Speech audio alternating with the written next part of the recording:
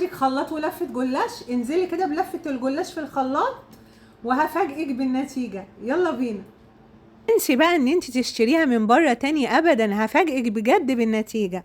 هنقطع لفه الجلاش بشكل عشوائي كده في الخلاط. طلعي لفه الجلاش اللي في الفريزر عندك ومحتاره تعملي بيها ايه، انزلي عليها بقى بكوبايتين من الحليب وبيضه واحده بس، عليهم نص كوبايه من الزيت، رشه ملح، رشه توم باودر وبصل باودر، من كل حاجه رشه بسيطه. هنزل بقى عليهم بايه، هنزل كمان بحوالي معلقه صغيره ونص من البيكنج باودر. ننزل بيهم كده في الخلاط، نسمي بسم الله ونبدا نضرب المكونات كلها مع بعض لغايه ما تبقى معايا كريمي بالشكل اللي انتوا هتشوفوه دلوقتي.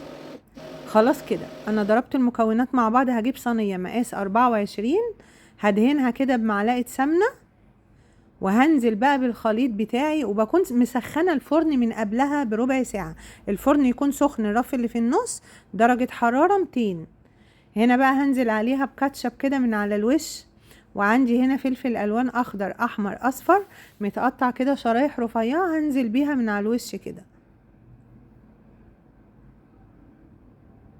هنزل كمان عليهم بقى بشويه من الزيتون المخلي، وعندي هنا شريحتين من اللانشون. انا هاخد شريحه واحده بس. بصوا بقى الصينيه ما شاء الله هتشيل لي هي شريحه واحده. شايفين بقى في توفير اكتر من كده؟ شريحه واحده بس. بقطعها كده قطع صغيره،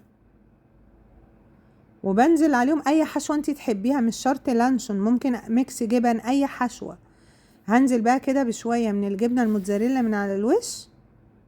وطبعا زي ما قلت لكم انا مسخنه الفرن من قبلها عشان تطلع ناجحه معاكي وهشه كده وجميله. طلعت اهي البيتزا يا جماعه من غير عجن من غير فرد، ريحتها بجد تجنن تجنن. تعالوا يلا بقى نشوف هنقطعها ازاي. عايزه اوريها لكم من تحت.